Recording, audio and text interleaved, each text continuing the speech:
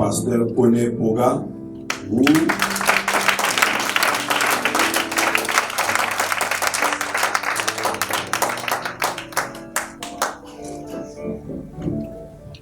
Bien-aimés, je vous salue chaleureusement, fraternellement dans le nom de Jésus. Amen. Nous sommes toujours, depuis l'année, je crois, dans ce grand thème, Dieu est sur son trône d'éternité en éternité. Quand je suis venu en septembre, c'était justement pour traiter l'aspect selon lequel, justement, devant le trône, le règne de Dieu, la création, doit faire silence. Alléluia. Et je crois que nous avons eu à échanger longuement sur ce sujet. Aujourd'hui, dans la même veine, nous allons toucher à ce sous-thème qui est le suivant: sélectionner vainqueur. Sélectionner vainqueur pour être héritier du trône avec Christ. Sélectionner vainqueur pour être héritier du trône avec Christ. Et nous avons pour texte de base un verset, mais pour le comprendre, nous allons prendre tout son environnement. En fait, c'est Apocalypse 3, le verset 21. Et comme je le disais, pour pouvoir le cerner, nous allons commencer notre lecture au verset 14. Donc, nous allons dans la parole de Dieu, moment important. La prédication, c'est un commentaire, mais le commentaire est fondé sur les écrits. Et ces écrits qui ne passeront pas, nous devons d'abord les lire avec tout le respect, mais surtout toute l'attention qu'ils méritent. Alléluia. Apocalypse 3, à partir du verset 14. Je fais la lecture. Écrit à l'ange de l'église de Laodicée. Voici ce que dit l'Amen, le témoin fidèle et véritable, le commencement de la création de Dieu. Je connais tes œuvres. Je sais que tu n'es ni froid ni bouillant. Puisses-tu être froid ou bouillant? Ainsi, parce que tu es tiède et que tu n'es ni froid ni bouillant, je te vomirai de ma bouche. Parce que tu dis, je suis riche et je me suis enrichi et je n'ai besoin de rien. Et parce que tu ne sais pas que tu es malheureux, misérable, pauvre, aveugle et nu. Je te conseille d'acheter de moi de l'or éprouvé par le feu, afin que tu deviennes riche, et des vêtements blancs, afin que tu sois vêtu et que la honte de ta nudité ne paraisse pas. Et un collier pour oindre tes yeux, afin que tu vois. Verset 19. Moi, je reprends et je châtie tous ceux que j'aime. Aie donc du zèle et réponds-toi. Voici, je me tiens à la porte et je frappe. Si quelqu'un entend ma voix et ouvre la porte, j'entrerai chez lui. Je souperai avec lui et lui avec moi. Enfin, le verset 21, comme j'ai dit, qui va nous servir de base. Celui qui vaincra, je le ferai asseoir avec moi sur mon trône, comme moi j'ai vaincu et me suis assis avec mon Père sur son trône. Alléluia. C'est merveilleux. Si on pouvait seulement s'en tenir à la fin de ce verset, oh que ce serait réjouissant, ça l'est déjà. Sauf que le début du verset nous introduit une condition importante. Et cette condition, c'est la victoire. Il dit que la promesse de régner sur son trône, eh bien, elle est réservée à celui qui vaincra. Comme je l'ai dit, notre thème, sélectionner vainqueur pour être héritier du trône avec Christ, ce thème-là, comme nous venons de le voir, tire sa source de ce livre d'Apocalypse. Le livre d'Apocalypse qui n'est rien d'autre qu'une révélation de Jésus-Christ à son apôtre bien-aimé Jean. Et cela dans un contexte particulièrement difficile pour l'Église. Un contexte fait de persécution. C'est pourquoi donc le thème central du livre de l'Apocalypse peut être celui-ci, la victoire finale de Christ et de son peuple.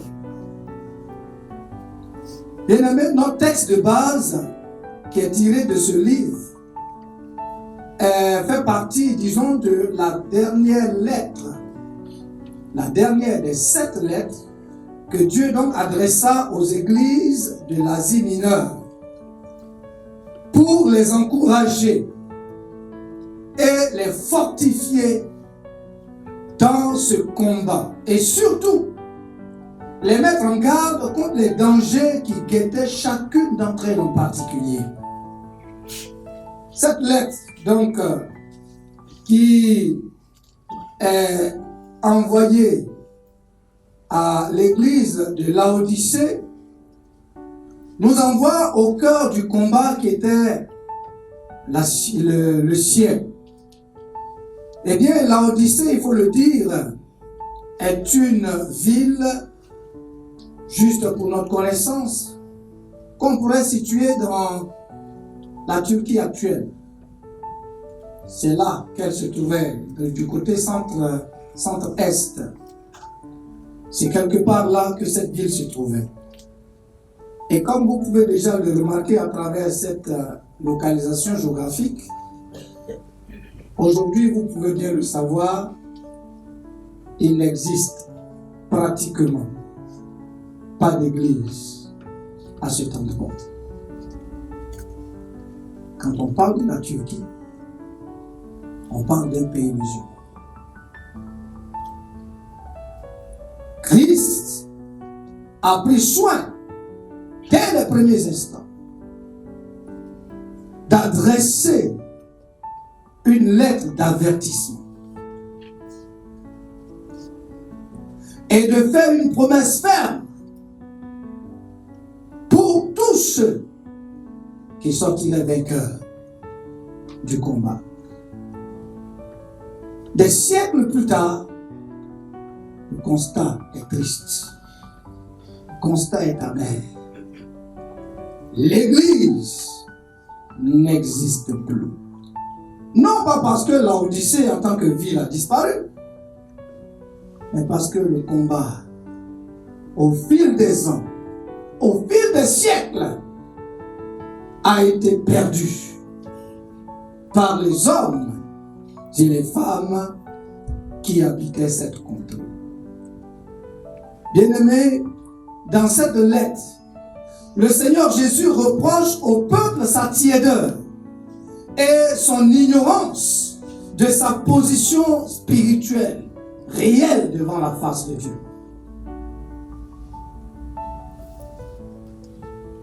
Il n'y a pas pire situation que de se retrouver dans une maladie qu'on ignore. Un malade qui s'ignore est plus malade que le malade déclaré.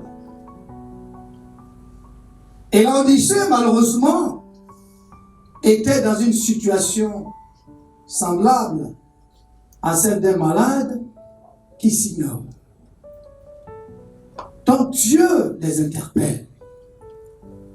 Il leur recommande l'attitude à tenir pour rester, autrement dit, pour demeurer dans sa grâce.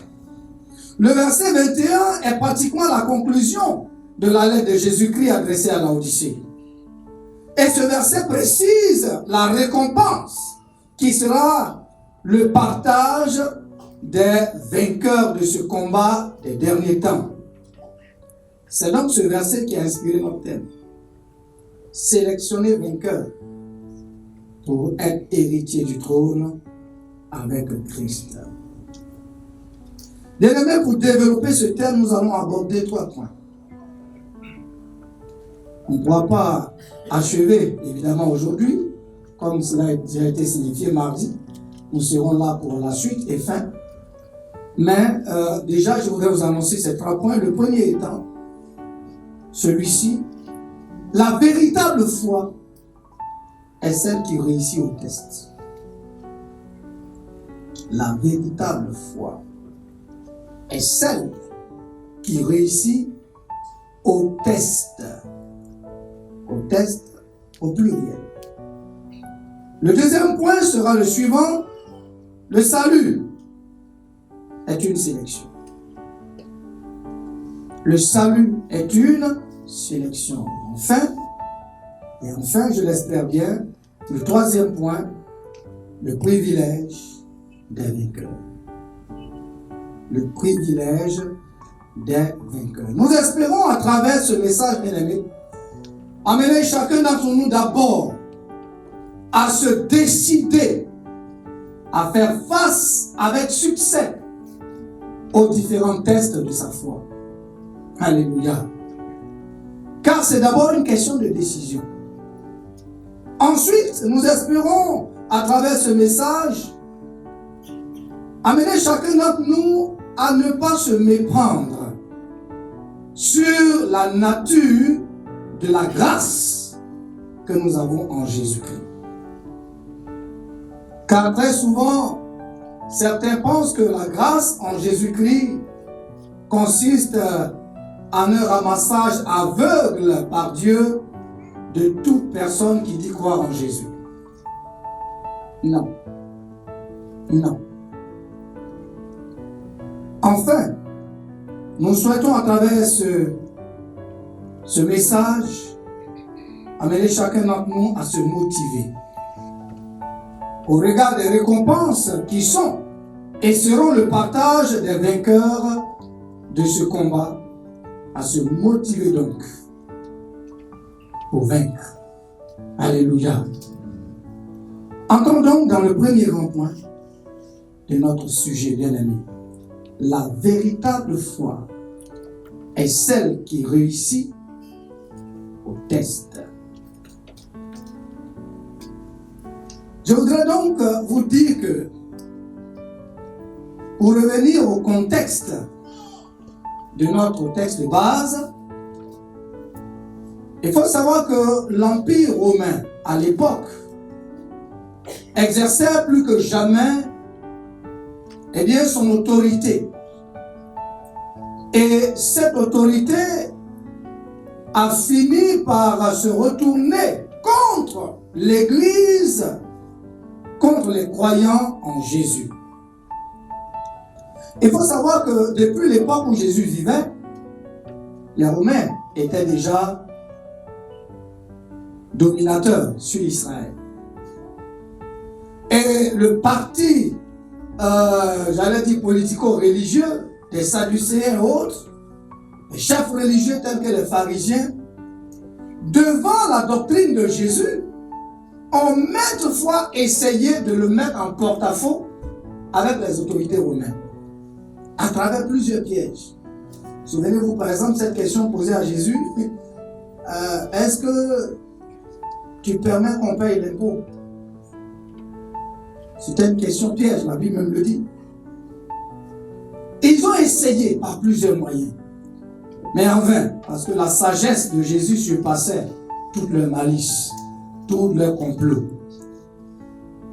Et ce qui va se passer, c'est qu'après la Pentecôte, l'Église va connaître une croissance fulgurante. L'Église, à l'image de son Maître Jésus, va commencer à bouleverser tout autour d'elle. Les habitudes, les croyances, tout va commencer à être bouleversé. Au point où, le parti, comme je le disais, politico-religieux, va se mettre en branle. Ils vont chercher à emprisonner les chrétiens, etc. Mais tout ceci va avoir pour corollaire, pour conséquence, le soulèvement, finalement, du pouvoir romain. qui verra cette église en fin de compte comme une véritable menace. Ils vont se dire, mais tiens, il y a longtemps qu'on nous interpelle par rapport à ces gens-là. On n'a rien fait, mais là où on s'en va, ça devient dangereux. Donc le pouvoir romain, effectivement, va commencer à persécuter le peuple de Dieu. Alors l'église va connaître des heures sombres, des emprisonnements vont se faire. Il va y avoir même des morts par martyrs. Beaucoup de situations vont se vivre, des atrocités. Et l'on pourrait se demander, mais pourquoi Dieu, qui pourtant était si présent dans l'église du premier siècle, a pu laisser de telles atrocités s'exercer contre son église, apparemment sans intervenir? Pourquoi? Souvent, il y a comme une contradiction entre le témoignage de l'église du premier siècle, la puissance de Dieu qui se dégageait de cette église, que nous, église des derniers temps, continuons de rechercher avec soif. Donc, un déphasage apparent entre cette action puissante du Saint-Esprit et de l'autre côté, la réalité difficile, l'oppression terrible, situation de dénuement parfois que vivaient les chrétiens. Quand vous lisez le livre des Actes des Apôtres, il a été même question de faire une collecte pour l'église de Jérusalem. Ça n'allait pas. Et il a fallu des gens qui eux-mêmes étaient dans une extrême pauvreté tels que les Macédoniens pour venir en aide à cette église. Pourquoi Dieu peut-il permettre de telles situations? La réponse est simple. Bien-aimés, et c'est cela, le tout premier point que j'aborde dans ce grand point-là, la véritable foi est celle qui résiste au test. Le premier point que je voudrais que nous puissions capter, c'est que la Bible nous présente le principe du test de la foi. Alléluia. La Bible nous présente le principe du test de la foi. Et ça, c'est important pour nous de le capter.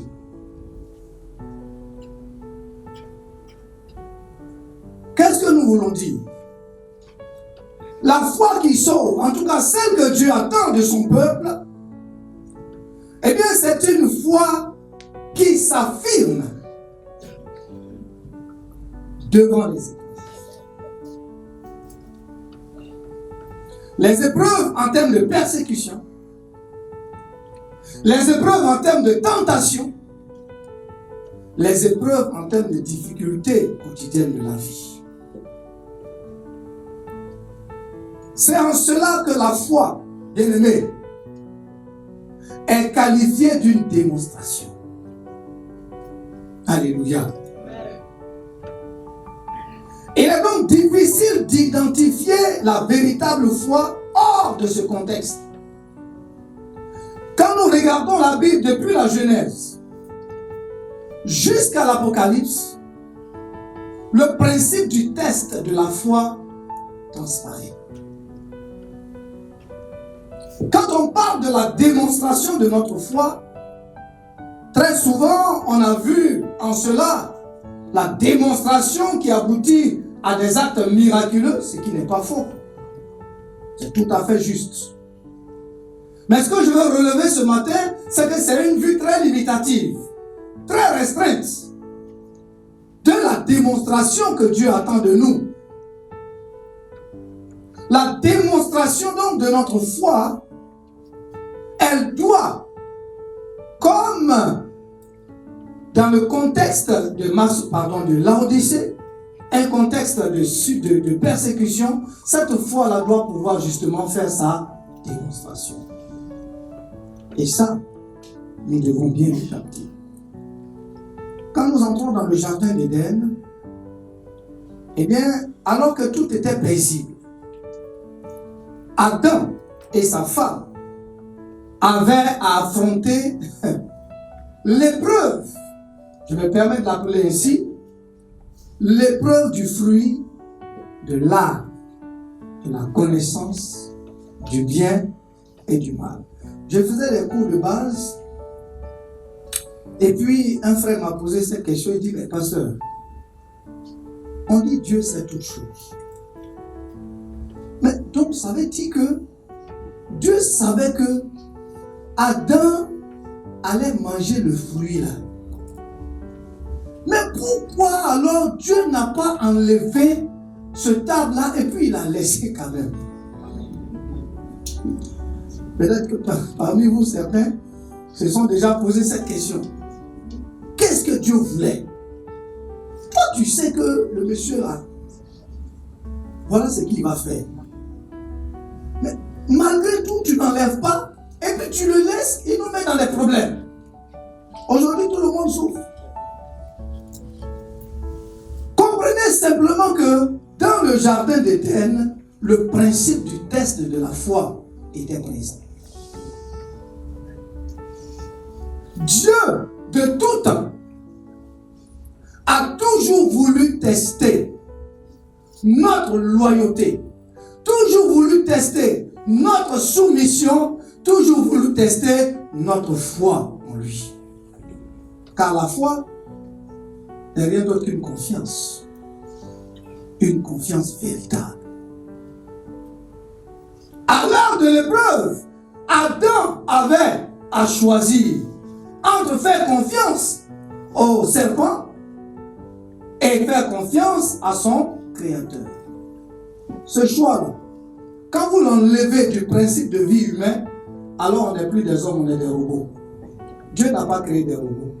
Il a créé des êtres semblables à lui, capables de décider, de dire oui ou de dire non. Si tu as la possibilité de dire oui ou non, sans avoir l'opportunité d'affirmer ton oui ou ton non, alors tu n'es pas libre. Donc, l'arbre de la connaissance du bien et du mal avait bel et bien sa place dans le jardin d'Éden. Alléluia. C'est depuis ce temps que nous voyons, bien aimés, le principe du test. Comme je le disais tout à l'heure, certaines personnes pensent que la démonstration de la foi ne se fait que pour produire des miracles de guérison, des miracles de ceci, miracles sur les sorciers, victoire sur les sorciers, les esprits méchants, délivrance, etc. Oui, bien sûr. Mais attention, cette démonstration contre les puissants des ténèbres, cette démonstration de notre foi sur la maladie n'est pas celle qui nous rend aptes à entrer dans le royaume de Dieu. Non.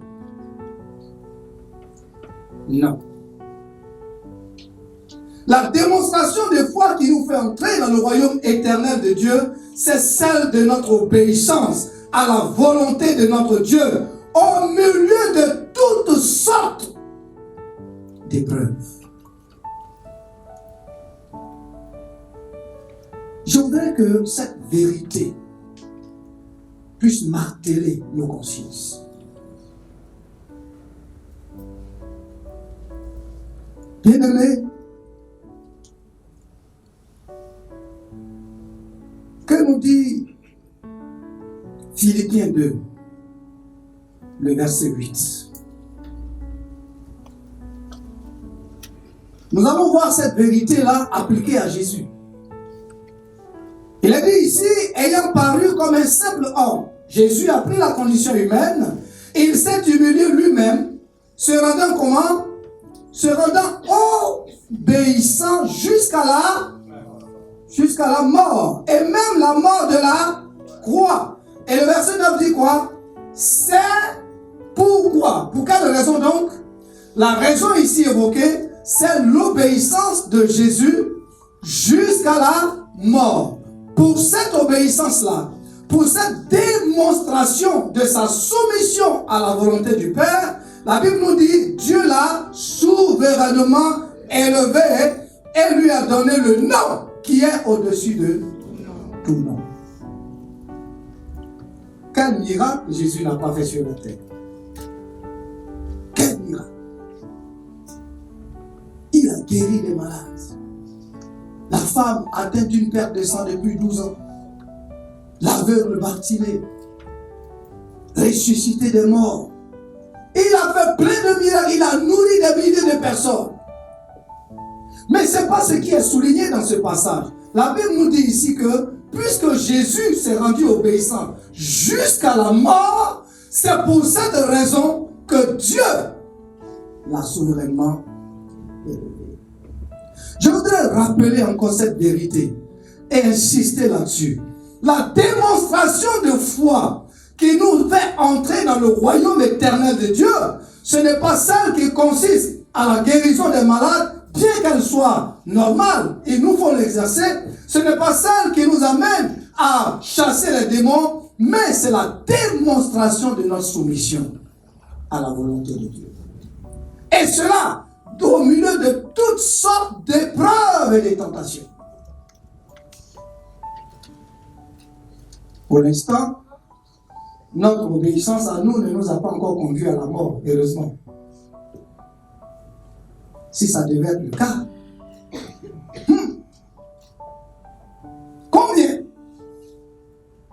combien y réussirait? La question reste posée.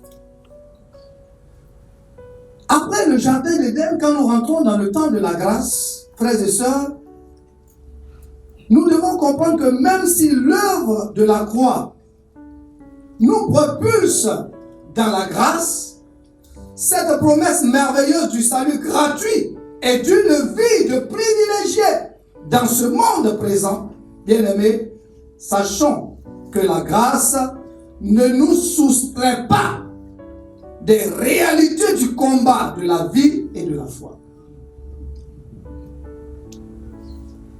Parce que certains ont tendance à penser que la grâce, c'est simplement une vie de beurre. Une vie d'enfant gâté, je te le souhaite. Personne ne peut refuser une position d'enfant gâté. Nous sommes des enfants gâtés. J'aime à le dire souvent, des enfants gâtés de Jésus. Alléluia. Mais attention,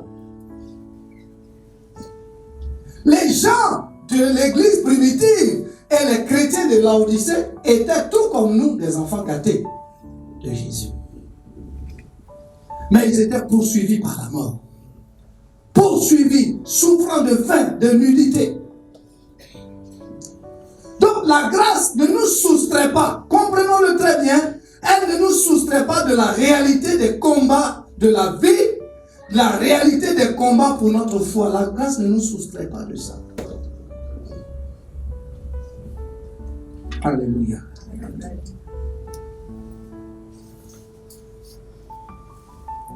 Notre véritable repos, il est prévu dans la Nouvelle Jérusalem. Là-bas, j'ai envie de le croire, il n'y aura pas d'épreuve. Mais parfois, quand je regarde les principes de Dieu, je me dis, s'il n'y a pas d'épreuve là-bas, donc on sera des robots ou bien quoi? Oh, Dieu n'a pas créé de robots. Donc, comme ce qui n'a pas été révélé n'est pas à nous, je ne peux pas dire ce que je ne sais pas. Mais quand je prends le raisonnement depuis la création, je me dis, ce n'est pas exclu. Au ciel là-bas, là, nous aurons affirmé chaque jour si nous sommes oui ou non pour Dieu. Oui, c'est comme ça que Dieu nous a créés. Et nous devons comprendre que c'est comme ça qu'il veut que nous vivions. Notre foi doit être affirmée. Alléluia. Dans Jean 16, le verset 33, le Seigneur met en garde ses disciples. Il dit, je vous ai dit ces choses afin que vous ayez la paix en moi. Vous aurez des tribulations dans le monde. Mais prenez courage, car j'ai vaincu le monde. Alléluia. Nous savons tous, c'est Satan qui est menteur. Dieu ne dit que la vérité. Et quand Jésus dit, vous aurez des tribulations, bien-aimés, ce n'est pas des paroles en l'air. C'est la vérité qu'il nous annonce. Dans 2 Timothée 3, le verset 12, il nous a dit ici clairement que tous ceux qui veulent vivre pieusement en Jésus-Christ seront persécutés. 2 Timothée 3, 12. Tous ceux qui veulent vivre pieusement. Si tu veux vivre pieusement, autrement, dans une autre voie de religion, je ne sais pas quoi, tu vas vivre tranquille. Mais si c'est en Jésus, la Bible dit que tu vas être persécuté. Voilà la réalité que la Bible nous présente. Enfin, par rapport à cette vérité dans le temps de la grâce, Luc 6, le verset 22 nous dit « Heureux serez-vous lorsque les hommes vous haïront, lorsqu'on vous chassera, vous outragera et qu'on rejettera votre nom comme infâme à cause du Fils de l'homme. » Voici donc la réalité que Dieu nous présente. Ce que je voudrais dire, si vous suivez bien, nous sommes partis du jardin d'Éden. Le principe du test était là. Dans le temps de la grâce, Jésus nous annonce que notre foi sera testée également. Et quand nous allons dans les périodes dernières de la vie de ce monde, de cette humanité sur la terre, notamment après le millénium où Jésus va venir régner sur la terre avec ses élus, la Bible nous précise que lorsque Jésus reviendra pour régner, il va lier Satan pour une période de 1000 ans. Allons-y. On va voir cela. Apocalypse 20, versets 2 et 3. Apocalypse 20, versets 2 et 3. Il saisit le dragon, le serpent ancien, qui est le diable et Satan, et il le lia pour 1000 ans. Il le jeta dans l'abîme, ferma et scella l'entrée au-dessus de lui, afin qu'il ne séduisît plus les nations, jusqu'à ce que les 1000 ans fussent accomplis. Attention à la suite. Après cela, il faut qu'il soit délié pour un peu de temps. J'étais en train de faire l'étude sur le retour de Jésus quelque part. Et puis quand on est arrivé sur cette partie, l'auditoire a crié les gens étaient assez ahuris de savoir que après cette victoire de 1000 ans, Dieu va encore délier Satan. Et puis il y a quelqu'un qui a dit, c'est pour faire quoi encore? Parce que dans leur entendement, bon, c'est fini, c'est fini. Or, la Bible nous dit que il faut, ça dit que c'est un devoir, c'est une nécessité même, que après les 1000 ans, Satan soit délié pour un peu de temps. Pourquoi? Parce que pendant les 1000 ans, Satan ne sera pas là. C'est Jésus qui règne avec ses élus. Donc, les petites tentations là, tentations d'impudicité, cigarette, alcoolisme, quoi encore? La liste est longue. Je n'aime pas trop rentrer dans ces détails. Mais tout ça là, ça va s'estomper. Parce que les démons, c'est vrai que notre chair a souvent des désirs, mais les démons aiment exacerber ces désirs-là. Tout ça, ça va s'estomper. Les gens seront assez droits. Les gens seront beaucoup plus libres d'obéir à Dieu. Il n'y aura pas de test en tant que tel de leur foi. Donc beaucoup, pendant ce temps-là, vont croire en Jésus. Ils vont dire, oui, nous avons cru, nous acceptons Jésus. Mais attendez, comment on va savoir que vous avez vraiment cru? Pour le vérifier, pour savoir que vous avez vraiment cru, il faut que le diable soit relâché pour un peu de temps. Il faut qu'il vienne tester. Chacun va être testé. Ton oui à Jésus là, est-ce que c'est un vrai oui ou bien c'est un oui mais? C'est ça qui va être testé. Donc nous voyons que même jusqu'à cette période ultime de la vie de l'humanité, le principe du test réapparaît. Frères et sœurs, je voudrais le répéter, si besoin en était encore, que la véritable foi est celle qui s'affirme dans l'épreuve. Ne la voyez pas autrement. La véritable foi est celle qui s'affirme dans l'épreuve. Et chacun a son épreuve. Quand nous poursuivons le texte d'Apocalypse au verset 7 et au verset 8, il a dit, quand les 1000 ans seront accomplis, Satan sera relâché de sa prison et sortira pour séduire les nations aux 4 coins de la terre. Il va sortir et il va séduire.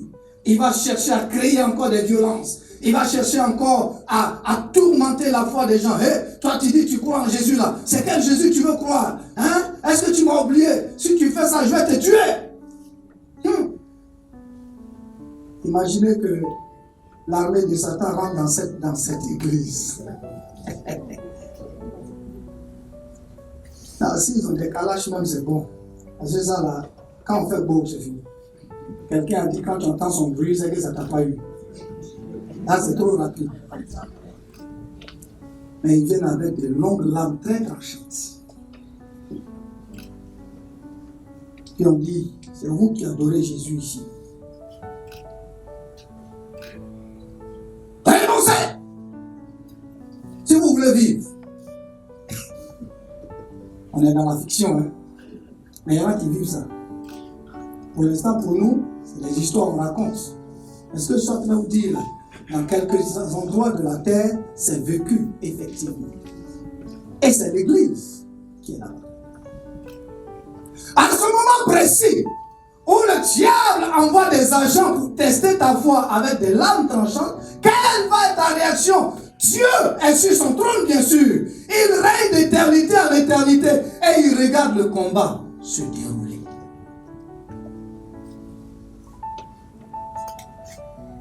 Sera-t-il vainqueur?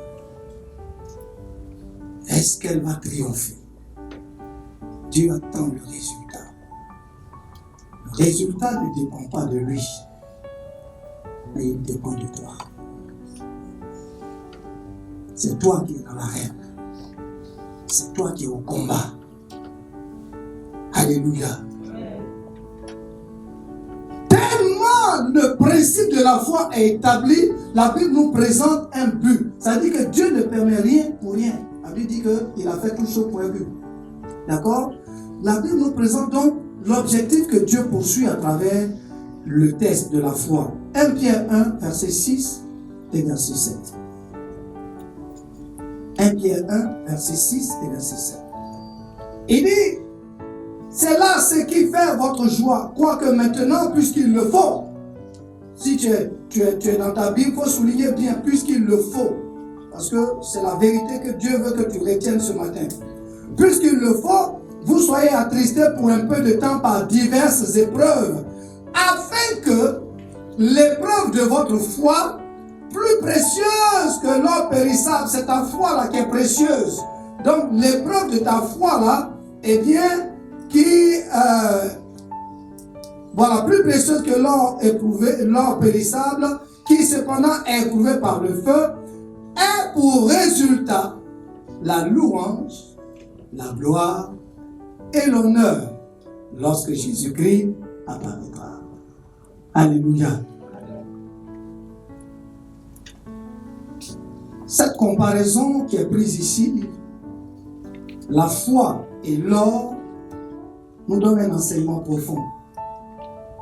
Ça veut dire que quand on extrait l'or, il y a un travail qui se fait pour lui donner l'aspect brisé, l'aspect éclatant, l'aspect de pureté. Il y a un travail. L'or est travaillé, il est éprouvé, il est chauffé, fondu même, je crois, pour extraire tout ce qui est impureté. Quand il est fondu, on va un peu, j'allais dire, le tamiser, enlever tout ce qui est impureté dedans pour qu'il soit totalement 100% pur. Alléluia. Et c'est quand il est 100% pur qu'il prend de la valeur. Et Dieu compare ta foi à de l'or. Il dit l'or est périssable. Cependant, l'or est éprouvé par le feu. Dans ce même principe-là, ta foi, il le faut pour un temps, elle doit être éprouvée. Tu dois passer par la tristesse. Tu dois passer par les difficultés pour un temps, pour que à la fin, cela produise la louange et la gloire lorsque Jésus-Christ apparaîtra. Alléluia. Amen. Jacques 1, versets 2 à 4. Il dit, mes frères, regardez comme un sujet de joie complète les diverses épreuves auxquelles vous pouvez être exposés, sachant que l'épreuve de votre foi produit la patience. Mais il faut que la patience accomplisse parfaitement son œuvre, afin que, voilà notre but du Seigneur, afin que vous soyez parfaits. Alléluia. Afin que vous soyez parfaits et accomplis sans faillir en rien. Le principe du test de notre foi, si nous ne l'avons pas perçu, si nous ne l'avons pas compris dans les Saintes Écritures, si nous ne l'avons pas accepté pour pouvoir le vivre et pouvoir atteindre les résultats que Dieu attend de nous, bien-aimés, nous risquons fort bien de ne pas régner avec Christ. Notre vie chrétienne risque d'être une illusion de plusieurs années. Et le diable va se rire, mais alors aux éclats, le jour de ta désillusion. Mais qu'est-ce que tu croyais, mon ami? Alors toi, tu penses que c'est comme ça? Tu n'as pas lu les Écritures. Ton livre que tu transportais tous les jours, donc toi, tu ne lis pas. Tu n'as pas vu ça dedans, regarde. Et puis c'est maintenant tes yeux vont s'ouvrir. Mais pourquoi moi je n'ai jamais compris ça? Aujourd'hui là, tu vas comprendre ça. Alléluia. Je voudrais terminer par rapport au principe du test pour dire que les tests font partie du plan du salut de Dieu. Amen. Les tests de notre foi font partie du plan de salut de notre Dieu. Celui qui veut entrer au ciel par Jésus-Christ doit développer une foi qui convainc par sa capacité à choisir de faire la volonté de Dieu au détriment de tout autre intérêt personnel, passager et charnel.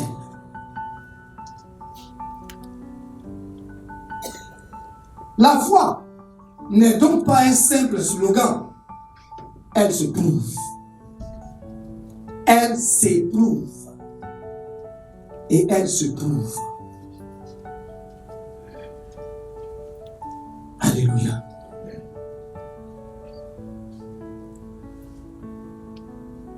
Jacques 2 nous dit, Jacques 2, 18, il dit, mais quelqu'un dira, toi tu as la foi, et moi j'ai les œuvres.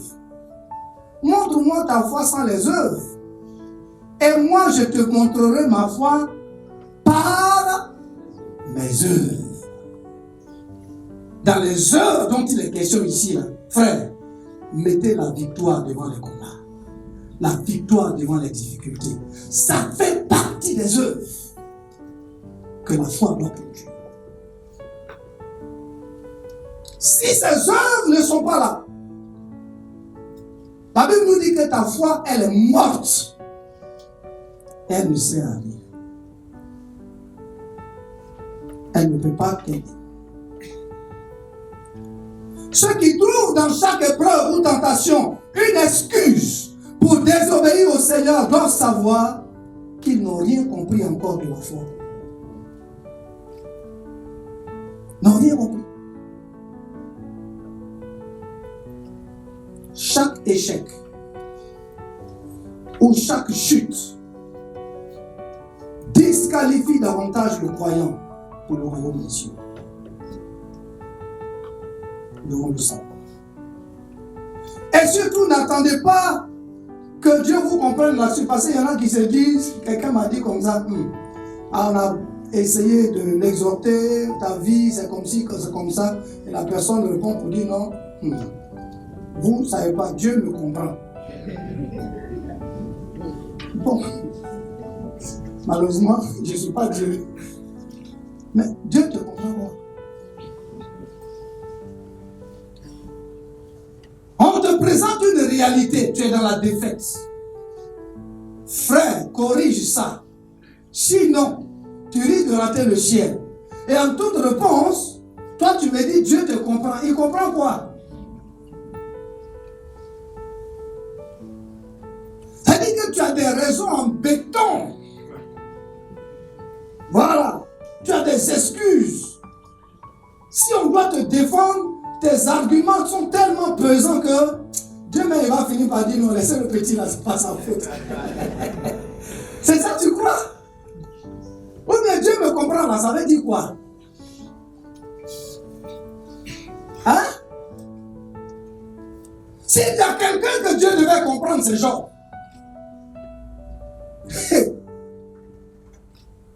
Le méchant a été maltraité. Il a été... Mais c'est pas possible. Ce qu'il a subi là, moi je ne peux pas. Heureusement que Dieu nous connaît ici. Quoi donner à chacun? Je ne peux pas. Ah! Nous tous on prie pour être riches. On prie pour être bénis. Lui, il est passé de riche à moins que rien en un jour. Si c'était en un an même, on peut dire bon, il a vu la chose venir, ça s'est dégringolé un peu, il a lutté en un jour. Seigneur, donne-moi un enfant, on fait jamais prière, on prie pour ça, et puis on le loue, Seigneur, alléluia. Tous les enfants, en un jour. On n'a pas encore fini de lui raconter un, l'autre vient. On n'a pas encore fini, l'autre arrive. Toi, tu peux supporter ça. Et comme si ça ne suffisait pas, ses amis les plus sûrs quittent chez eux, non pas pour venir le réconforter, mais pour venir le blâmer. Au milieu de ça, la Job n'en peut plus. Il essaie de se défendre. Il parle. Il dit, Seigneur, défends ma cause. Zéro. C'est comme si Dieu n'existe pas.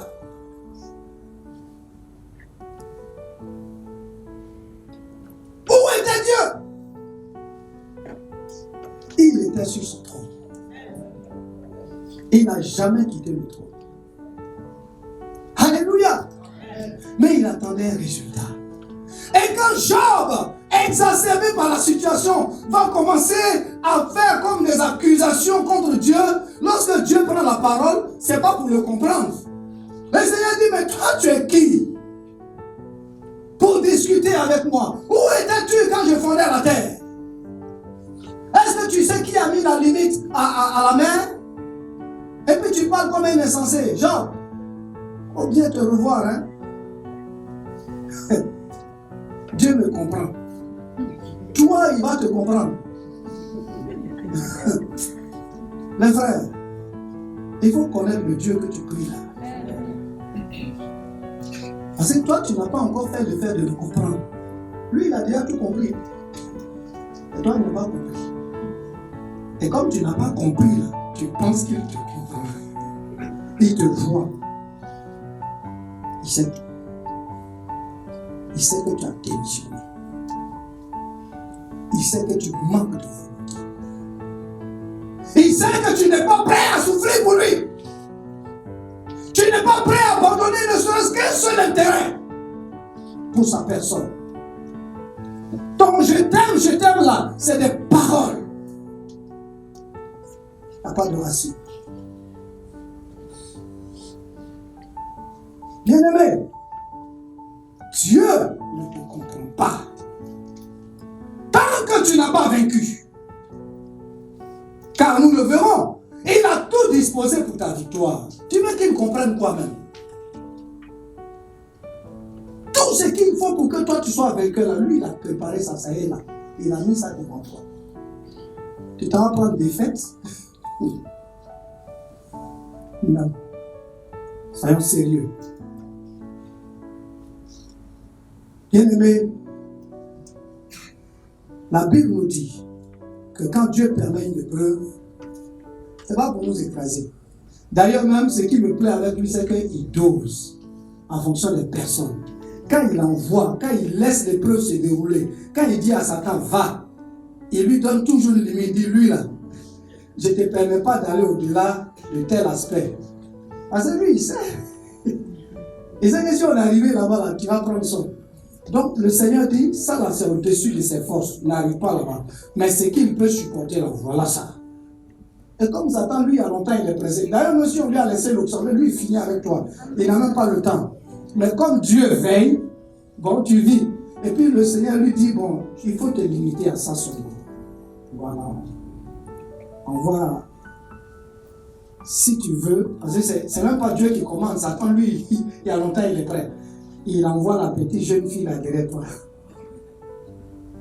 Elle brille comme ça, et puis quand elle tourne les yeux devant toi, boum. Le rythme cardiaque change.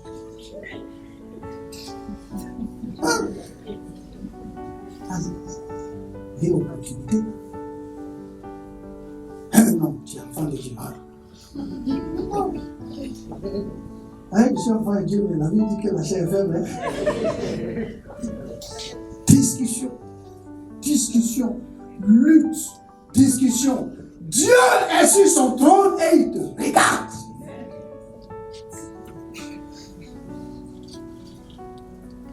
Alors même dans ça, là, il finit de fixer son rendez-vous et puis il dit au Seigneur, Seigneur, il faut me secourir. Regarde, secourir. Toi-même, tu as donné la vie. Où tu es là, tu te prépares pour partir. Et puis Dieu n'est pas venu te secourir. De quel secours tu parles? En réalité, il devait te frapper. Tu vas mourir là, et puis c'est fini. Parce que tu t'en vas gâter son nom. Tu t'en vas donner l'occasion au diable d'applaudir.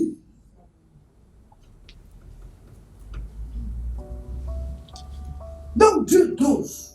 C'est que tu peux supporter là, c'est ça. Il permet au diable. Et puis, devant ça, là, toi, tu oses, enfant de Dieu, chrétien, disant qu'il est né de nouveau, non, parce que c'était plus fort que moi.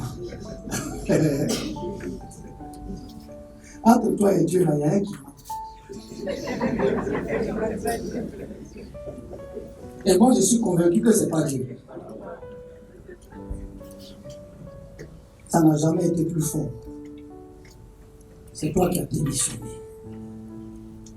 Bien-aimé, notre foi sera toujours testée. Et je voudrais donc, après le principe du test, arriver rapidement, on va le toucher avant de s'arrêter, parce que il nous faut prier aussi. Arriver au test de notre foi. Nous l'avons vu dans le grand 1, je n'ai pas donné le plan, donc c'est compliqué. Dans le grand 1, on a vu le principe du test de la foi. Jardin d'Éden, grâce, on a vu le but et tout ça. D'accord? Maintenant, après tout ça, après le principe, nous voyons le test de notre foi à nous. Revenons à nos réalités concrètes. Parce que l'Odyssée, c'est l'Odyssée. Et nous, ici, là, quel est le test? Comment Dieu nous teste? S'il est clair que Dieu veut que notre foi fasse ses preuves, comprenons cependant, bien-aimés, que ce n'est pas Dieu qui est l'auteur de l'épreuve. Je voudrais que cela soit clair. Et la Bible dit,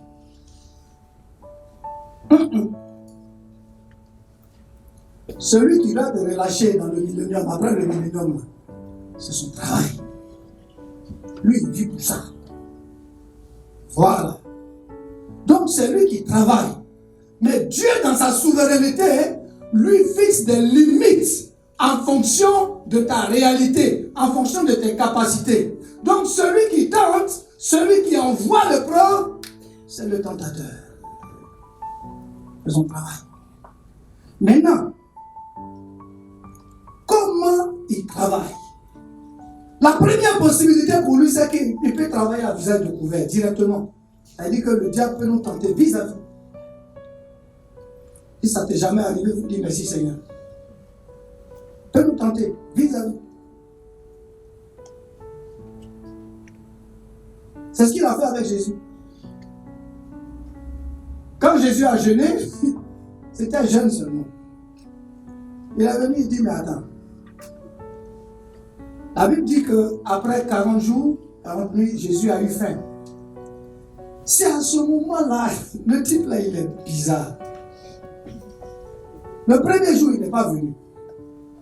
Pas venu le deuxième jour. Il n'est pas venu même le 10e jour. C'est là où la Bible a mentionné que Jésus a eu faim. C'est-à-dire que le type là, je ne sais pas où il était assis pour regarder, mais il a décelé un besoin. Il a vu que Jésus avait un besoin, il avait faim. C'est là qu'il est venu. Et il dit, mais si tu es vraiment le Fils de Dieu, hein? Si tu es vraiment chrétien, mais attends, cette bière-là, fait un miracle. Ordonne qu'elle devienne du pain, tu vas manger, tu vas te rassasier, c'est fini. Donc voilà une manifestation claire, visible de l'ennemi. Satan éprouve le peuple de Dieu en manipulant les circonstances, dans les limites bien sûr que Dieu lui donne, pour essayer de nous détourner de la volonté de Dieu. Je ne sais pas si quelqu'un a déjà eu l'occasion ici d'affronter le frère qui a prêché par rapport à la Sainte Seine, je crois, voilà, à parler de cela. Les sorciers. Parfois, on ne sait pas. Et bizarrement, ces derniers temps, c'est dans les églises qu'il s'aime se manifester. Ah! Lui, il laisse dehors, il laisse village. Puis il vient dans l'église. Il vient s'asseoir comme nous tous. Pour chercher à porter. Je me souviens dans une ville où j'étais. Je venais d'arriver, je cherchais une maison et puis bon, le Seigneur m'a fait grâce. J'ai eu une maison quelque part, c'était pratiquement une cour commune. La personne qui est propriétaire de la cour, une vieille dame, elle était là et la maison que moi je devais habiter était juste à côté. J'ai pris la maison. Là-bas, on a prié. Oh! Elle a un profil spirituel très bizarre. Moi, je sais pas. Les gens plus ou moins dans le quartier savent. On est venu s'asseoir là, ma famille et moi. Et c'est maintenant que dans les sons, dans certaines situations, que Dieu va commencer à attirer notre attention. Dieu va commencer à attirer notre attention.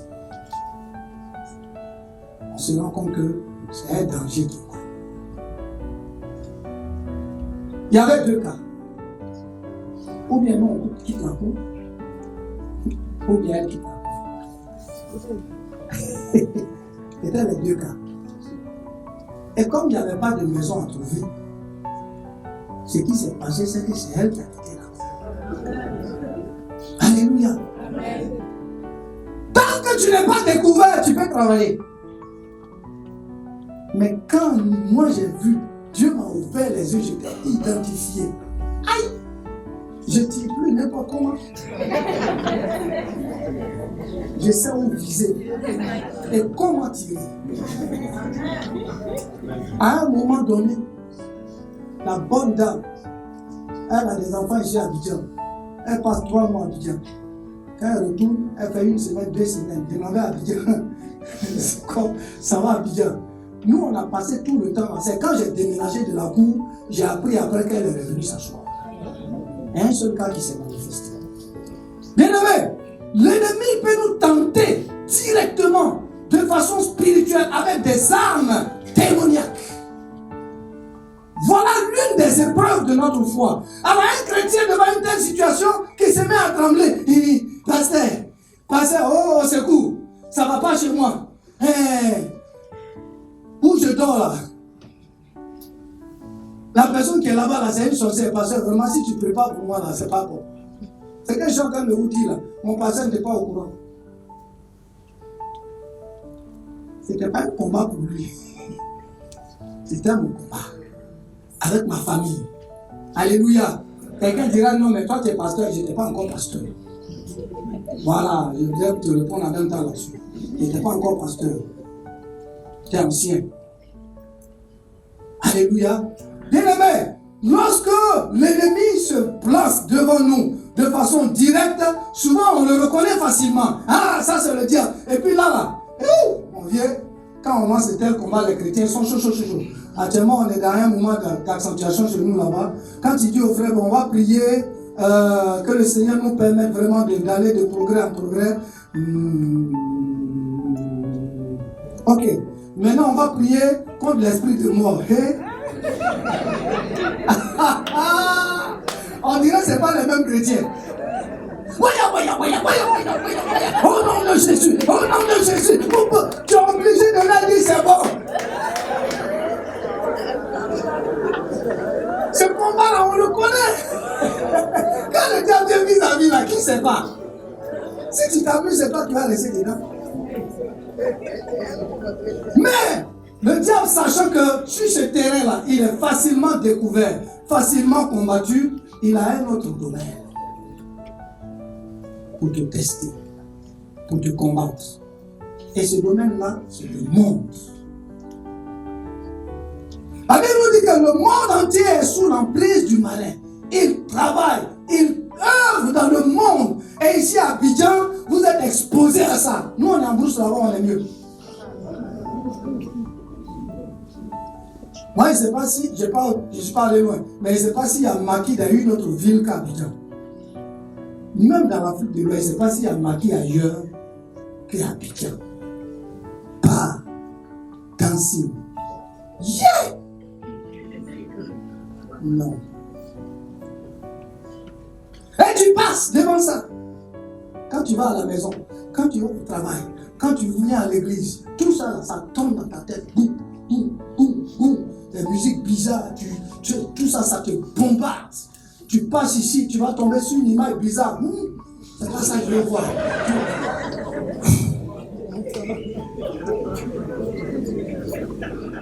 Un travail, hein? Les frères, c'est ça notre combat. Ah, quand c'est l'autre côté, vous voyez le diable, vous ne le voyez pas là, c'est tout ça là, c'est lui, présente des choses. Le monde, avec sa mentalité de rébellion contre Dieu, voilà un autre moyen à travers lequel le diable nous attaque et Dieu attend que nous puissions affirmer notre foi. Devant ça. Alléluia. Les chrétiens qui n'ont pas encore compris ça, ils sont tombés dans le filet du monde. Ils ont déplacé le maquis chez eux à la maison. Si il s'assoit là-bas, on va le voir. Là, c'est une affaire de témoignage. Donc, à la maison, ça est là. Avant d'aller dormir, c'est rougit les yeux. Jusqu'au matin, la dose va passer. Tu n'es pas différent de l'autre qui est assis de l'autre côté là-bas. Vous êtes la même chose. Vous êtes la même chose. Lui au moins il a le courage de faire devant les gens. Et en plus il est courageux. Toi tu es lâche. Et tu attends que Dieu te comprenne. Non, il va te comprendre. Hein? Frère, la Bible dit que celui qui aime le monde sera ennemi de Dieu. 1 Jean 2, verset 15 à 17. N'aime point le monde ni les choses qui sont dans le monde. Si quelqu'un aime le monde, l'amour du Père n'est point en lui, car tout ce qui est dans le monde, la convoitise de la chair, la convoitise des yeux, l'orgueil de la vie, ne vient point du Père, mais du monde. Et le monde passe et sa convoitise aussi, mais celui qui fait la volonté de Dieu demeure éternellement. Alléluia. N'oublions jamais que ce monde qui nous combat, nous lui avons appartenu avant de venir à Christ. Donc il connaît nos coups, Il sait comment nous attirer. L'un des principes de l'action du monde, c'est la traite. Il t'attire. Et si tu venais? Et si tu viens, on va s'amuser un peu. Et si tu viens, on va faire ceci un peu. Voilà. Maintenant qu'il se rend compte que toi, tu veux te cacher, il dit, bon, c'est pas grave, on va aller à la maison. Voilà. À la maison, là-bas, on ne te voit pas, ça, c'est pas grave. Tu veux regarder des films pornographiques, qui te voit? C'est dans ta chambre. Dans ta chambre. Donc, il n'y a pas de problème. Et puis, tu sors de là. Tu veux prier toi-même, tu sens que ça ne va pas. Tu ne prends pas conscience que tu viens d'échouer à un test. Tu as échoué. Le monde est en vue. Faisons attention, bien-aimés. Le dernier élément que je vais toucher, c'est que le diable, notre foi, peut être testé. Les deux premiers éléments, il y a le diable, il y a le monde. Ces deux éléments-là sont en interaction étroite. Maintenant, le dernier élément qui combat notre foi, et c'est celui-là que je voudrais que nous puissions vraiment bien retenir avant de terminer, c'est notre propre chair. Notre propre chair. Yeah! Souvent, quand tu ne sais pas qui elle est, tu vas souffrir. Parce que même quand elle s'exprime souvent, on dit non, c'est le diable. C'est le diable, c'est le diable. Oh, il n'est pas encore dedans. La chair. Comme ça, un jour, je prêchais un jour sur les ennemis de notre foi. Et je disais, le premier ennemi avec qui on se couche, on se lève, on se promène avec lui. Et lui, la viande, c'est la chair. Il est dangereux. Très dangereux. Je comprends parfois pourquoi Paul disait, lui, il préfère quitter même ce monde-là pour partir. C'est mieux. Parce que lui, là, cet esprit n'a qu'à descendre jusqu'à...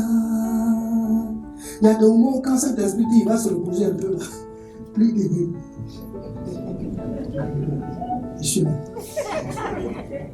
J'avais pour lui.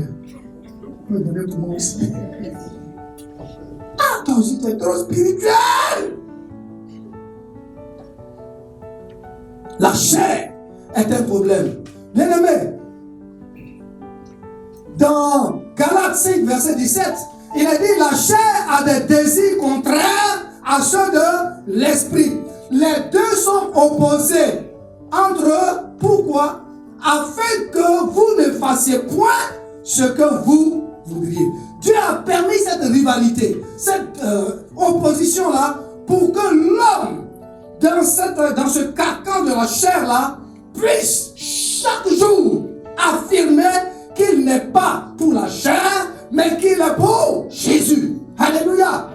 Quand tu vas faire le choix entre les désirs de la chair et ceux de l'esprit, chaque fois que tu choisiras les désirs de l'esprit, tu es en train d'affirmer ta foi. La Bible dit, ne vivez pas selon la chair pour en satisfaire les convoitises, mais vivons plutôt selon l'esprit. Cette parole-là, ce n'est pas pour quelques poignées de chrétiens. Ce n'est pas pour les responsables. Ce n'est pas pour les pasteurs, c'est pour l'église. Bien-aimé, c'est la réalité du pouvoir du péché sur notre chair que l'apôtre Paul décrit avec beaucoup de précision dans Romains 7. Quand tu as fini de lire Romains 7, tu vas comprendre pourquoi la chair est dangereuse. Parce que c'est pas croyable. C'est une force incroyable. Paul va jusqu'à dire, il dit, je fais, je ne sais pas si j'ai relevé le verset, il dit, car je ne sais pas ce que je fais. Je ne fais point ce que je veux, et je fais ce que je hais. Pourquoi il est chaud comme ça? Le bonhomme est fini de boire, il est ivre, il tendine, tombe, il se blesse. Quand il s'en va là, il se soigne. Ça fait mal. Mais quand il finit là, la plaie n'est pas encore cicatrisée. On doit encore. Pourquoi? Parce que son corps réclame Ne voyez pas toujours le démon. Il y a un pouvoir de la chair. Quand la chair tombe dans l'addiction, ce qu'on appelle l'addiction, c'est-à-dire que ce que tu aimes prendre pour te détruire finit par devenir la condition pour que la chair se sente bien. C'est le même pouvoir de la drogue. Je ne sais même pas ce que ça fait sur les gens. Mais ils prennent. Tu vois, il devient bizarre de jour en jour. On dirait qu'il va mourir. Mais il est dedans. Il dit, je ne fais pas ce que je veux, mais je fais ce que je hais. La chair, quand tu es pris dans son engrenage. Bien aimé, le Seigneur nous révèle dans sa parole que la loi, Dieu a fait venir la loi pour que l'homme puisse comprendre que, en réalité, il y a un problème dans sa chair. Il y a un problème. La chair a du mal à se soumettre à la loi de Dieu. Voilà la réalité. Et c'est ce qui fait que certains chrétiens pensent qu'ils ont le droit, de pécher. De temps en temps. Voilà. Avec moins de fréquence que quand j'avais rencontré Jésus. Mais de temps en temps. Voilà. C'est la chair. La loi nous a permis de nous rendre compte qu'il y a un problème. Et la parole de Dieu, dans cette même lancée, Paul va finir par poser une question. Il dit, mais misérable que je suis. Ce corps-là, qui va me délivrer de son pouvoir? Qui va me libérer de ce corps de mort? Et la bonne nouvelle que je voudrais vous annoncer. Alléluia. Amen. La bonne nouvelle, c'est que cet ennemi avec lequel tu dors, tu te réveilles, vous vous promenez ensemble. Quelqu'un a dit quelque part dans sa parole, il dit, comment il appelle là, Bakari se convertit jamais. Il est toujours le premier à prendre la route de l'église, mais jamais il se convertit. Ce Bakari là, il y a une solution pour lui. Peut-être que quelqu'un ne sait pas de quoi je parle. Mais je n'ai pas envie d'aller trop loin.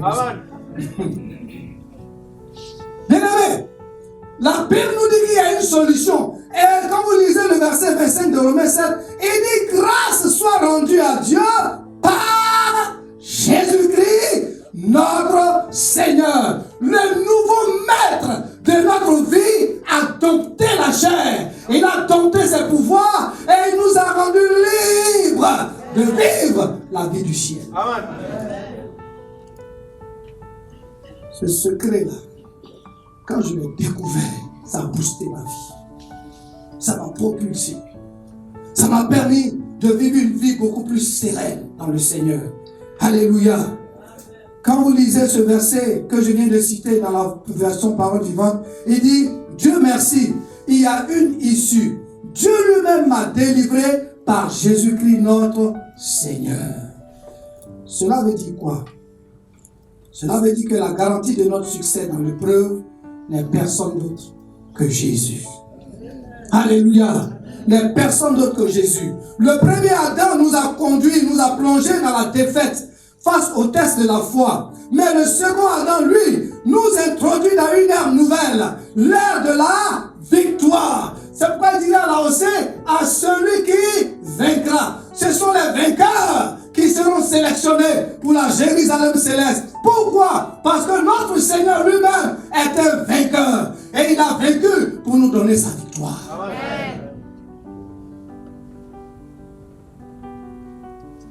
Bien-aimés, là on prie. J'ai Jésus. Ça veut dire, je suis un vainqueur. Amen. Ça veut dire que je domine désormais sur toutes sortes d'épreuves, que ce soit le diable vis-à-vis, que ce soit le monde et ses tentations, ses attraits, que ce soit ma propre chair, moi, enfant de Dieu, je domine sur tout ça. Alléluia. Ce matin, nous allons rentrer dans l'esprit des vainqueurs. Tu vas demander, tu vas confesser toute défaite passée et ce matin tu vas réclamer que dans ta vie soit désormais la victoire. Chaque jour soit un jour de victoire, chaque jour soit un jour d'affirmation de la Seigneurie de Jésus sur ta vie. Dominant sur le péché, dominant sur le péché, dominant, dominant, dominant sur le péché, dominant, dominant sur le péché, dominant, dominant sur le péché, dominant, dominant sur le péché, dominant, dominant sur le péché. Mes frères, ne prenons pas exemple sur Caïn, par la jalousie, poussé par la jalousie, il a tué Abel. Dominant sur le péché, dominant, dominant sur le péché, dominant. Veux-tu te lever? Le péché, dominant, dominant sur le péché, dominant, dominant sur le péché.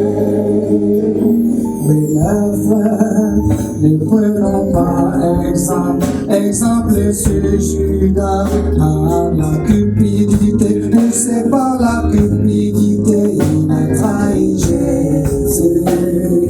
Dominant sur le péché, dominant, dominant sur le péché, dominant, dominant sur le péché, dominant, dominant sur le péché, dominant, dominant sur le péché,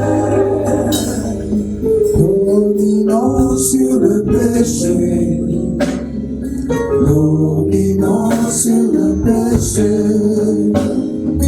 dominant sur le péché, dominant sur le péché, dominant, dominant sur le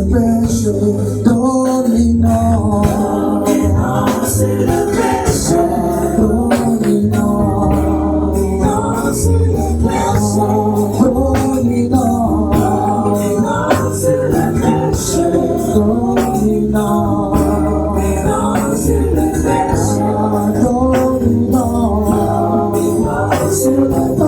le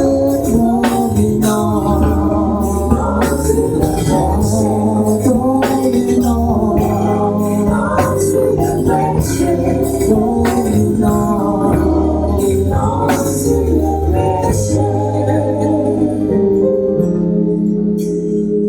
Tu dois te révolter pour dire ça suffit. J'ai trop souvent été défait. J'ai trop souvent été vaincu. J'ai trop souvent manqué le but. Mais à partir de maintenant, je veux être un vainqueur dans tous les tests de ma foi, dans toutes sortes de situations. Je veux affirmer ma foi, même si mort devait s'en suivre. Je veux déterminer, je veux rester déterminé. Car il faut que j'hérite le royaume. Bien-aimé, dans cet élan, tu vas déjà demander pardon. Sincèrement, pour tes défaites, tu les connais. Tu connais tes défaites. Dieu ne t'aurait pas parlé ainsi s'il n'y en avait pas. Tu vas lui demander pardon sincèrement. Tu as souvent laissé le diable crier ouah! Dieu est resté triste. Trop de fois. Trop de fois. Et pour cause, j'ai raison. J'ai raison. Non, c'est le besoin. Non, c'est la situation. Dieu ne comprend pas ça. Demande pardon. Demande pardon.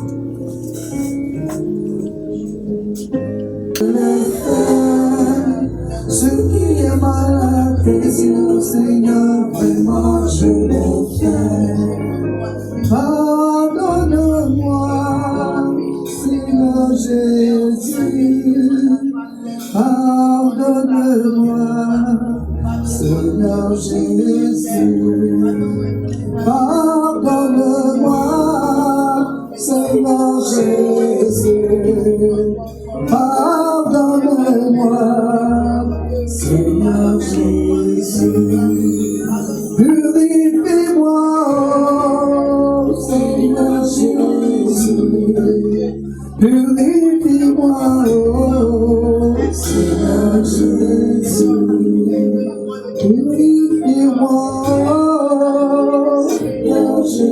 Jésus, purifie-moi, oh Seigneur Jésus, mon Dieu, le mal je l'ai fait. Ah, libère-toi, ne te retiens pas. Saisis ces moments de grâce. Exploite-les au maximum pour t'approcher du trône de la grâce. La grâce est encore disponible. Elle est possible pour toi ce matin. Dieu veut un nouveau départ. Mais il faut que cette base soit détruite. Il faut que cette base soit abandonnée. Je l'ai fait. Je vis mal à tes yeux, Seigneur. Vraiment, je l'ai fait. Restaure-moi, Seigneur Jésus. Restaure-moi, Seigneur Jésus. Renouvelle-moi, Seigneur Jésus. Renouvelle-moi, Seigneur Jésus. Prenons un chemin pour aller au ciel. Est-ce que je pourrais aller aussi? Prenons un chemin pour aller au ciel. Est-ce que je pourrais aller aussi? Les anges par milliers parcourent le ciel, ils sont vertus en arrivant. Et toi, pécheur, je me pose la question, est-ce que je pourrais aller aussi? Les anges par milliers parcourent le ciel, ils sont vêtus en arrivant. Et toi, pécheur, je te pose la question, est-ce que je pourrais aller aussi? Prenons un chemin pour aller au ciel. Est-ce que je pourrais aller aussi? Prenons un chemin pour aller au ciel. Est-ce que je pourrais aller aussi? Les anges parmi, pendant que Dieu te montre la laideur de ton péché, pendant que Dieu te montre la réalité de ta défaite et le cœur brisé, ne résiste pas devant la révélation de Dieu. Ne te joue pas l'homme fort, ne te joue pas la femme forte. Frère, sœur, humilie-toi, c'est ce moment. Humilie-toi devant Dieu. Humilie-toi devant la grâce du Seigneur. Ils sont vertus en arrivant. Et toi, pécheur, je te pose la question, est-ce que je pourrais aller aussi?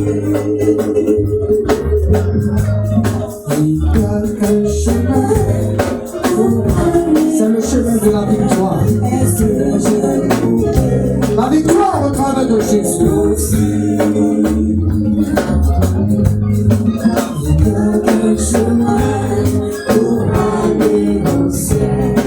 Est-ce que je pourrais aller aussi? Les anges par milliers parcourent le ciel, ils sont vertus en arrivant. Et toi, pécheur, je te pose la question, est-ce que je pourrais aller aussi? Les anges par milliers parcourent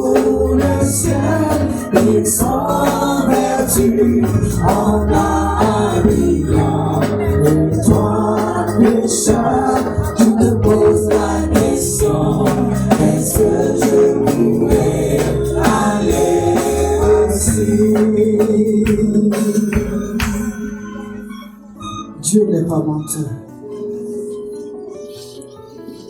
C'est à cause de son amour qu'il t'a parlé ainsi. Il voudrait tant te voir avec lui. Il a tellement envie que tu sortes de là. Le Seigneur le désire de ton cœur. Après avoir libéré ton cœur,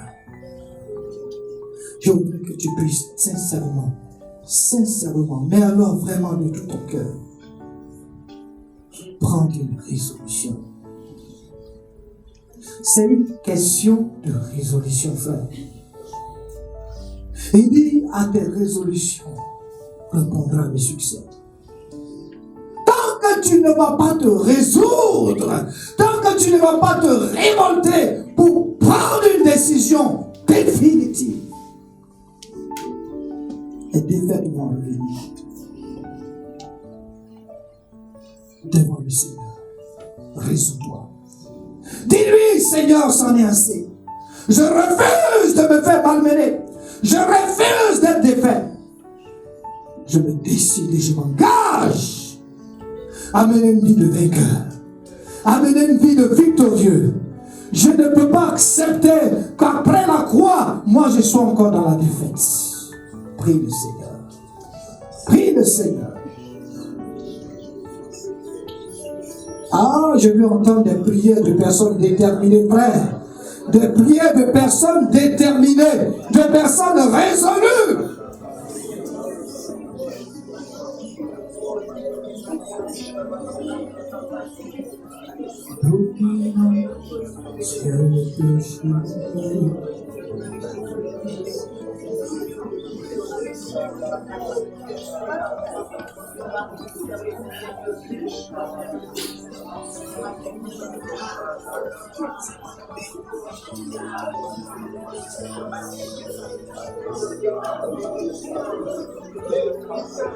L'église n'est pas une personne défaite. L'église n'est pas faite pour la défaite. L'église n'est pas faite pour être vaincue. L'église n'est pas faite pour réjouir le cœur du diable. Seigneur, tu nous as sélectionnés. Tu nous as mis à part pour que nous puissions affirmer cette vérité, que nous puissions affirmer cette victoire que tu as remportée avec un prix fort à la croix. Tu as payé le prix de notre délivrance, tu as payé le prix pour notre victoire. Et je prie, Seigneur, que tous ces engagements qui sont en train d'être pris, oh notre Dieu, puissent actionner dans le sang de l'agneau.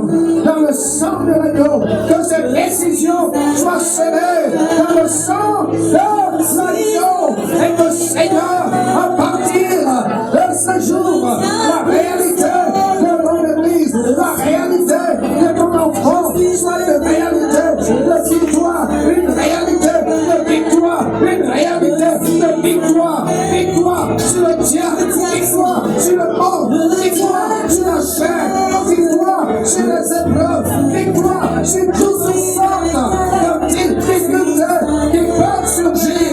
Seigneur notre Dieu, au-delà de nous, je voudrais, Seigneur, t'invoquer, je voudrais t'invoquer Jésus, que le sang de Jésus, que le sang de Jésus,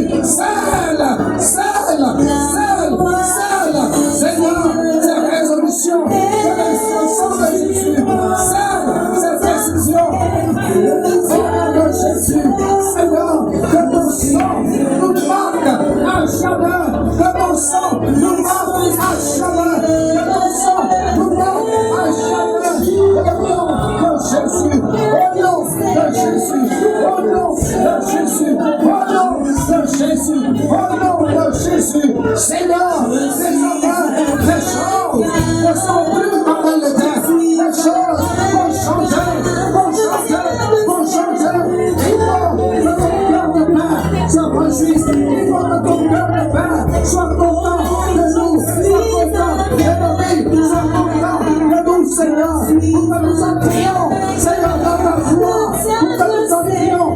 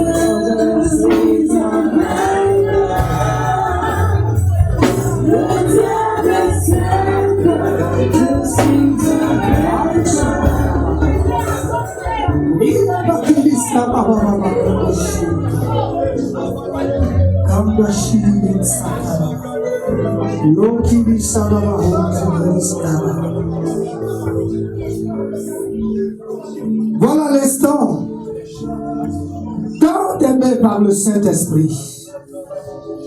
Des cœurs résolus, des cœurs déterminés, des cœurs décidés à vivre la vie de Dieu, à faire la volonté du Père, des cœurs déterminés à répandre la gloire de Dieu au travers de ce monde, être des témoignages vivants.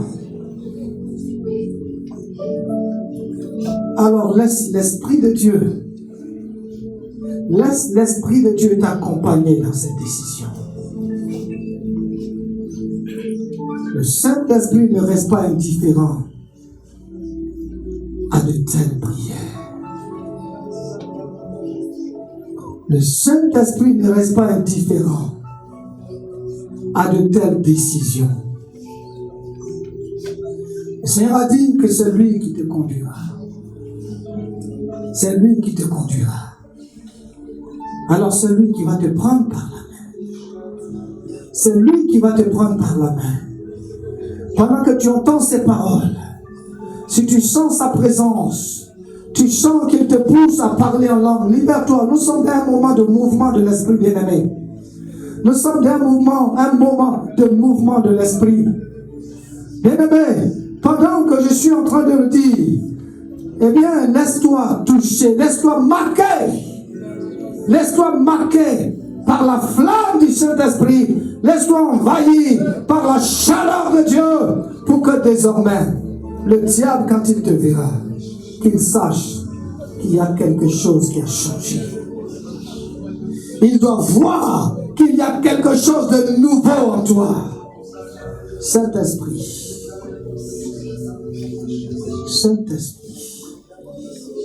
merci pour ta présence.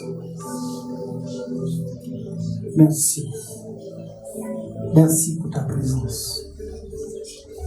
Nous ne voulons pas simplement que tu sois présent. Nous voulons que tu touches. Nous voulons que tu nous touches. C'est ton toucher qui nous fait du bien. C'est ton toucher qui nous fait du bien. C'est ton toucher qui nous rend forts. C'est ton toucher qui nous rassure. Alors je prie que tu touches, Seigneur, chacune de nos vies. Chacune de nos vies. Maintenant.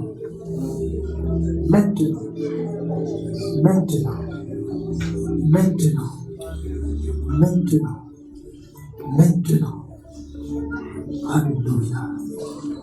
Alléluia. Alléluia. Alléluia. Alléluia. Ne laisse aucune place à d'autres pensées. Laisse-la pour toi entièrement avec ce contact du Saint-Esprit. Laisse-toi entièrement rouler dans le moule du Saint-Esprit ce matin. Que ton feu nous embrase, Seigneur. Que ton feu nous embrase. Que ton feu nous embrase. Que ton feu illumine, Seigneur, nos cœurs ce matin. Et que, Seigneur, nous parlions par l'abondance de ta parole. Que nos bouches parlent, Seigneur, de ta part, inspirées par toi. Maya Mashina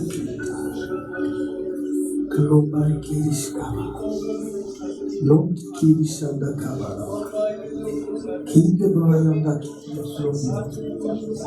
I Kirishkaba King so the glory Manchunda Shadaba King the Shiri in the Sakaba. Oh, merci pour ces moments précieux. Merci, Seigneur. Merci, Seigneur, pour ces moments précieux. Oh, gloire. Yanda kine saka baba. Rinde lo hoji bibili saka yanda.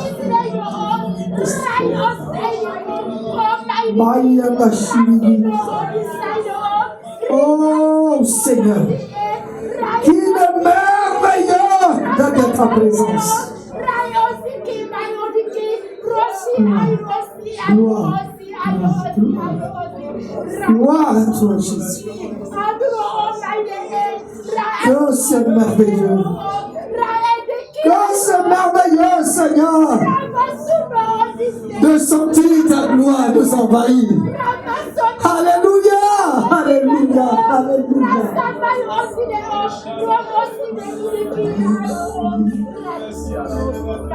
Oh Seigneur, merci.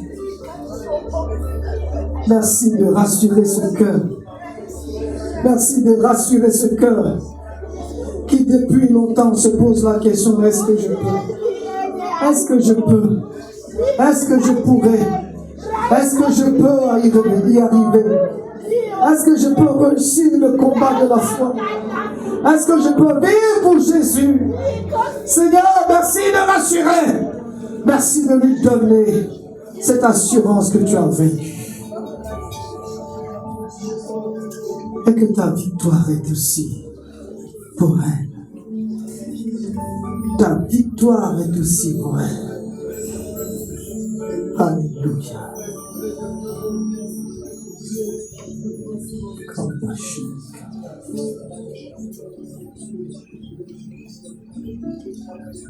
Seigneur, tu fais toutes choses nouvelles.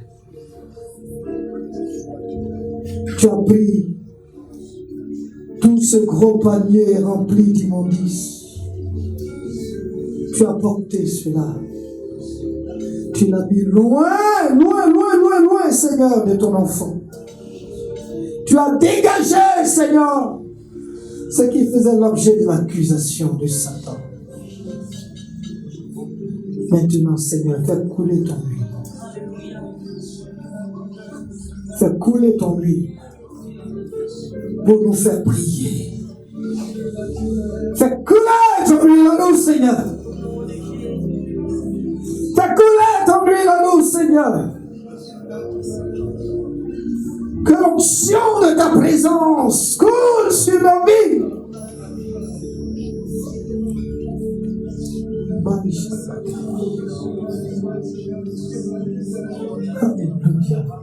Alléluia, alléluia, alléluia, alléluia, alléluia.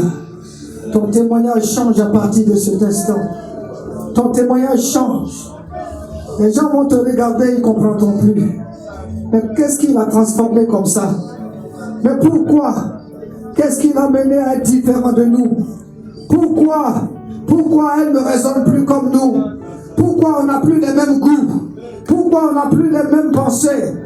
Beaucoup se poseront des questions. Mais parce qu'aujourd'hui, tu as pris un nouveau départ avec Jésus. Alléluia.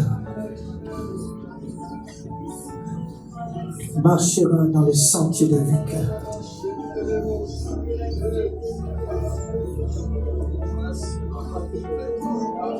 Tu marches vers le trône. Tu es un prince. Tu es une princesse que le diable voulait amener au rang des esclaves. Mais c'est terminé. C'est terminé. C'est terminé. L'esclavage prend fin ce matin au nom de Jésus.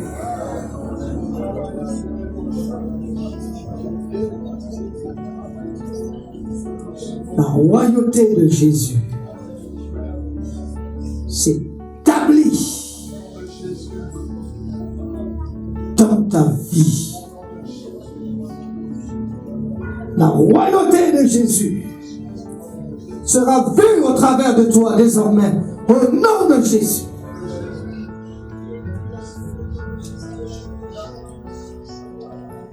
Quand ils te verront, ils sauront que, à l'image de Daniel, tu as un esprit supérieur. Tu es dans une dimension qu'ils ne comprennent pas. Tu es dans une dimension qu'ils n'ont jamais vue. Tu sur une dimension qu'ils n'ont jamais expérimentée. Ils se poseront des questions à ton sujet. Parce que beaucoup de choses sont restées bloquées dans ta vie. Parce que simplement tu étais défait, tu étais vaincu. Et les promesses de Dieu étaient comme vaines pour toi. Mais Dieu débloque la situation. Dieu débloque la situation. Alléluia.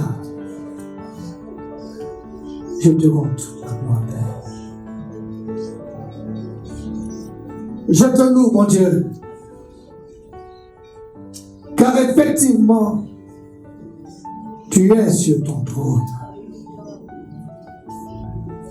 Et ton règne remplit l'univers tout entier. Merci pour nos vies qui font partie de ton plan. Pour nos vies, Seigneur, que tu réorientes à partir de ce matin. Merci pour nos vies, Seigneur, que tu relèves ce matin. Oui, tu nous donnes, notre Dieu, d'expérimenter ton trône dès la vie présente, Seigneur. D'expérimenter, Seigneur, cette royauté dès la vie présente. L'on saura que nous sommes les fils du Dieu très haut. Alléluia. Alléluia. Seigneur, merci. Merci. Et nous donner la force. Quand les gens nous demanderont qu'est-ce qui se passe, mais pourquoi tu ne fais plus ceci? Pourquoi tu n'es plus à tel endroit? Tu nous donneras la parole. Tu nous donneras la parole pour leur communiquer ta vie, pour leur communiquer Jésus. Alléluia. À toi soit la gloire. À toi soit l'honneur, Seigneur.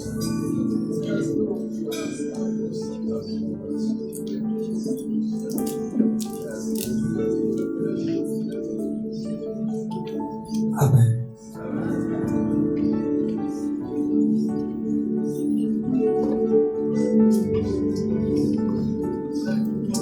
Amen. Amen.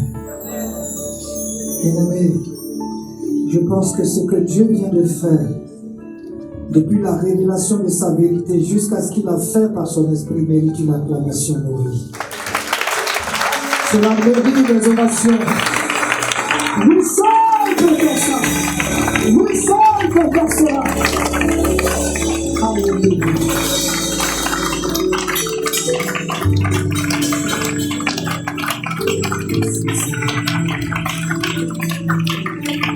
Merci. Veuillez vous asseoir. Dieu vous l'a dit. Nous allons poursuivre et terminer. Merci.